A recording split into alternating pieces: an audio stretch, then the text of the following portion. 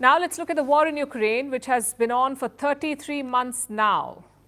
But it is just entering its most dangerous phase, with major escalations from both sides recently. Ukraine has started firing Western weapons into Russian territory. It has fired American and British long-range missiles at Russia.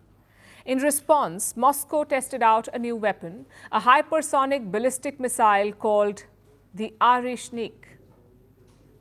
Russia says it is the first of its kind in the world, and there is no defense against it. This has sent alarm bells ringing. Ukraine is in a panic, which is to be expected, but its Western allies are afraid too, especially Germany.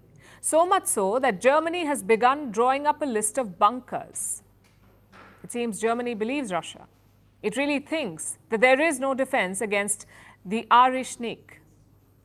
So if they can't defend themselves, they should at least be able to hide. Germany already has close to 600 bunkers. These are remnants of the Second World War and the Cold War. They currently have the capacity to shelter about 500,000 people. That's far from enough. Germany's total population is close to 84 million. So if they really want to rely on bunkers, they'll have to build a lot more. In the past, Germany had about 2,000 bunkers. So now it wants to reach and probably surpass that level. And they want to do it quick. They're looking at converting underground train stations and car parks into bunkers, similar to what Ukraine did when the war began. But that's not all. Germany is planning to convert some public and private properties as well. This was announced by their Interior Ministry yesterday. It also said it would encourage people to build their own bunkers at home, in their basements or garages. Germany also plans to roll out an app which can help guide people to the nearest bunker in case of an attack.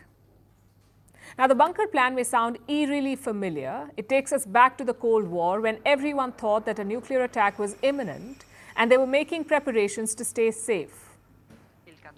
The Cold War ended about 35 years ago, but it seems the world is back to where it started, with Moscow and the West on the precipice. The Western military alliance NATO is considering its options. NATO is at a critical juncture, trying to figure out what to do about the new Russian missile. Ukraine wants better air defenses.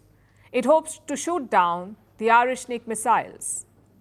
So as usual, it wants the West to provide the equipment. But at this point, it's a tough ask. The West will have to scramble more resources together, or they may have to part with their own defenses. Both are a problem right now. Giving up their own defenses is risky because Russia has just demonstrated the power of its new missile. It's a medium-range missile. It can reach targets about 5,500 kilometers away. 5,500 kilometers, that covers all of Europe and parts of the US. So giving up their own defenses could leave the West vulnerable. The other option is to increase military production and send new equipment to Ukraine. But that will also be difficult because the biggest military aid provider is the US, and the incoming president, Donald Trump, wants to end the war. Well, thank you very much. It's an honor. He won't keep sending blank checks to Kiev. And without the Americans, NATO can't really arm Ukraine effectively, not at present anyway. The Europeans are planning to expand their indigenous defense industries. They're planning to become more self-sufficient, less dependent on the US. But all of this will take time. Time that Ukraine does not have. There is no quick fix for Ukraine's problems and no shortcut to counter Russia's new missile. So by the looks of it, NATO can't do much except prepare bunkers.